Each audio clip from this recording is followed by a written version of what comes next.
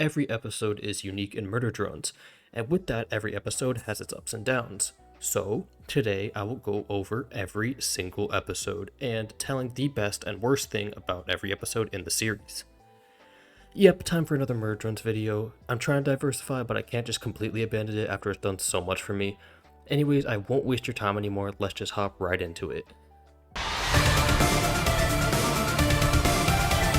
Starting with episode 1, the best thing is easily the pacing.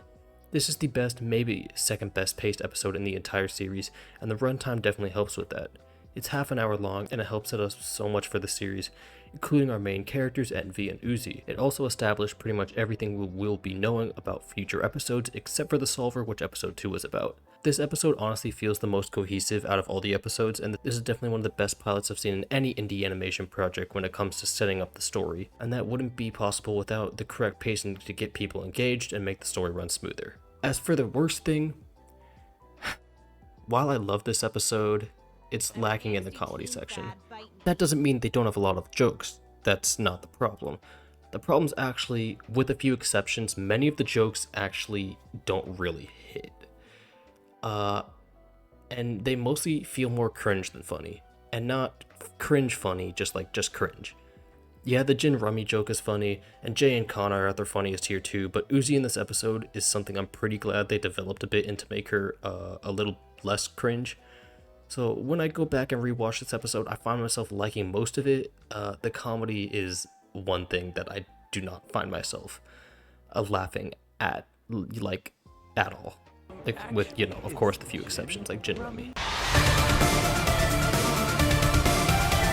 Episode 2, while being my personal least favorite, does have some positives about it, and I think the biggest positive about it is the horror. I will say this episode is one of the scarier ones, and the killing spree Eldritch J goes on while we don't even know what she looks like, it just makes it even more terrifying and leaves us in suspense. A lot of the kills feel straight out of a horror movie, like she's just so brutal, even if we don't actually see most of them, we can hear it, and it leaves us to fill in the blanks. She's also just so massive. Wait. Like a perfect. Sure, they could have shown more, but the chilling atmosphere makes up for it, in my opinion. When it comes to the worst though, this wasn't particularly hard to find, it's easily the plot. Like, literally nothing happens. You could cut this episode out of the show entirely and nothing changes. Uzi knows about the Solver, she would have learned it in 3 by Doll anyway. That's really the only argument you can make. Sure, we get our hints of V being more than a heartless monster, but that's a character thing, not a plot thing. The episode is just a complete nothing burger. It exists purely to set up other things like the Solver and Sin's existence, which the latter is only in a singular flashback scene that lasts like maybe 30 seconds max. Genuinely, what is the point of this? It feels like filler in a show with 8 episodes. And when a show's that short, you can't really afford that kind of stuff. That alone is why it's my least favorite episode, so yeah, that is definitely the worst thing about it. Episode 3, I think the best thing is the dynamic between N, Uzi, and V. Now, they're the main trio, the main characters, however, this is when we first see them shine together, and I think that's really special. The main trio is beloved for a reason, and that's because they all have their unique quirks that play off each other. Whether it's Uzi's gremlin energy, N's kind nature, or V's sass and snark, is always a treat to see, and with this being the first time we see that in action, I think it's a fair thing to call their best part about the episode. Now, for the worst, it's pretty universally beloved by the community, so anything I say would be controversial. But after careful consideration, I decided to go with an unfortunate trend that is present for the rest of the series that started with this episode.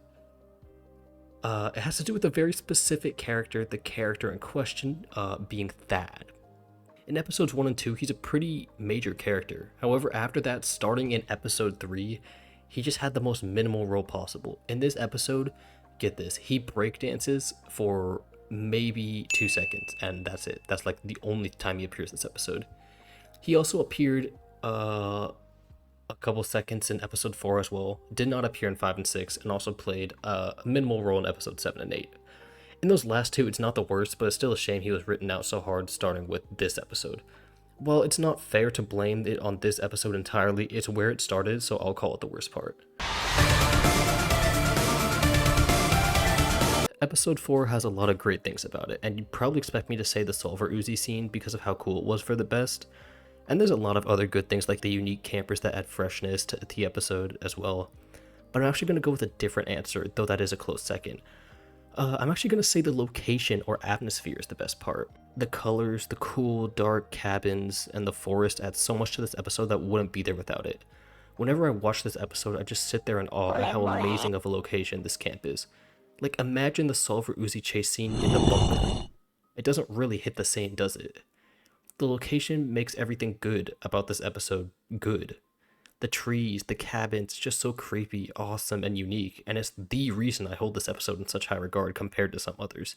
Definitely, in terms of location, my favorite in the entire series. When it comes to the worst thing, this is going to be a controversial take, I'm sure, but I think it's N, specifically how the campers' deaths are just brushed off.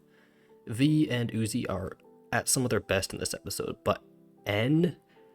Sure, the Falling For You scene is awesome, but there's too many things that piss me off with this episode. Okay, really only one thing, but it still pisses me off a lot. The fact that Uzi killed Rebecca, Darren, Sam, Braden, and Emily, and N just made a joke about it. Just watch this. Not like you killed anyone. Oh, no, I definitely... Kidding! Just avoid another whole spire. Baby steps.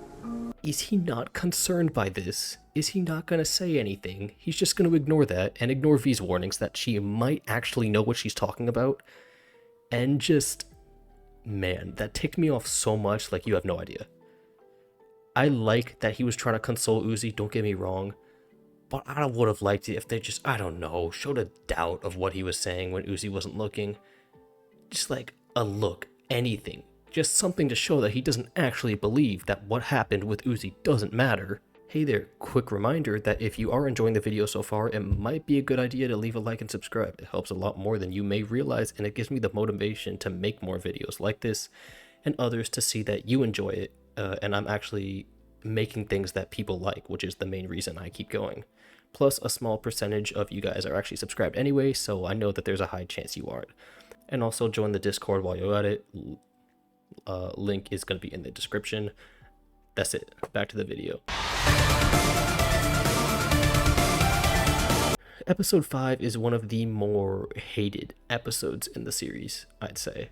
I do think it's one of the lesser ones, sure, but I still think it's a little overhated. It's got some good attributes, and I think the best out of these attributes is the comedy. I think this actually might be the funniest episode. Yes, I unironically think Lord Bucket was a funny joke. Sin was hilarious, most of the jokes hit pretty well. The argument against this is the jokes should have been in different places and ruined most of the cool and emotional scenes that could have been in this episode if they weren't written out for the jokes. Which, yeah, that's true, but that doesn't mean it's not funny. So, it's the best thing. For the worst thing, though, it's Crozy. Like, all the problems in this episode pretty much stem from her. First, imagine how much easier the story of the show would be to understand if it was a proper flashback episode. Not a messed up version of it with Crozy pulling the strings and making things that didn't happen just happen, and confusing the shit out of everybody. How would that work with the story, you may ask? I don't know, I'm not the writer. I write a fanfiction, but it's not the same. If I really had to throw my hat in the ring, it could be memories playing out the way it actually did, but Uzi is like, I don't know, hacking, trying to find like a Sin thing that's on her computer. I don't know. Liam writes the episodes, not me. Whether or not I can think of something doesn't change the fact that this episode made things a lot more confusing than they had to be. Episode 6 is the most underrated in my opinion. And one of the things that makes it stand out to me so much is the villains, which is what I'm choosing for the best part. In other episodes, we have normal villains like Jay, Sin, Doll, you know, the main antagonists, and they're there in this episode too. But also, we get not one, but 2 sets of completely unique villains that appear only in this episode, for the most part, and make it stand out a lot more. First, we have Alice and Bo. They're a nice introduction to the idea of the cabin fever lab experiment drones, with Alice being someone Nori used to bully and says Nori left him to die, which, you know, seems kind of accurate from what we've seen. Bo, on the other hand, we don't have as much a backstory for. In fact, we literally know nothing about him other than he's a baby. That being said, he's one of the most sympathetic and lovable characters in the series, despite his job of tearing apart captured drones for parts. He mostly just seems like a baby who wants to do what his mom or caretaker Alice tells him to do. He doesn't seem comfortable, as we see here, and when N shows him kindness, he shows it right back. In fact, when V and Uzi are going to die to the Sentinels, he literally sacrifices his own life to save them. Now that his mother has been offed, it could have been easy to just let them die and probably save himself, but it shows that he really isn't that bad a guy in this moment, and I love him for it. Secondly, we have the Sentinels. They're mostly like a force of nature kind of villain, a dinosaur-looking drone created by humans to keep drones at bay, specifically the solver drones with their boot loop ability. We are instantly introduced to how terrifying and dangerous they are when we see them freeze a drone in its tracks and tear it apart. They're mostly the main threat in this episode due to them actually almost killing Envy and Uzi, and probably would have actually killed N if Tessa had not stepped in to stop them. They're also the ones who end up killing the other main threat in the episode, Alice and Bo, with basically one single attack. Bo! Help me with...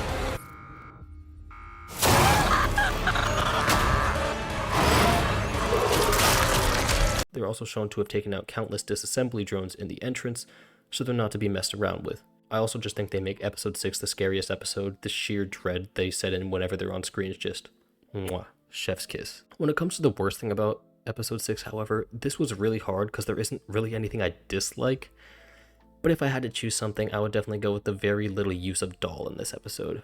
For someone who set off the main plot of the episode, she shows up surprisingly little just to push the plot forward.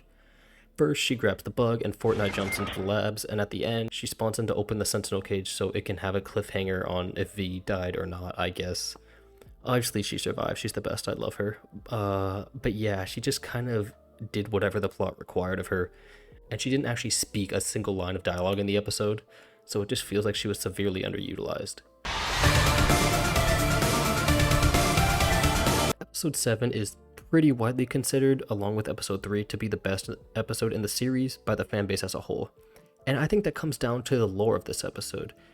The amount of extra content and story we got through just this episode is absolutely insane. First, there are, of course, the cabin fever labs, actually seeing Nori and Yeva, how the solver was being experimented on, what actually caused the core explosion, and all that. We also got to see Miss Plot Device herself, Nori, explain a huge chunk of the story to us, which, with a series this confusing, was of course very much appreciated. We also got to see what Sin was using the disassembly drones for at first, which is wiping out most of the humans on Earth. I know there's a lot of great things about this episode, but whenever I think about this episode, like really think about it, the lore and just meat it gave us is the thing I think most fondly back upon, and what I consider the main factor in this episode being such a banger. Now for the worst part.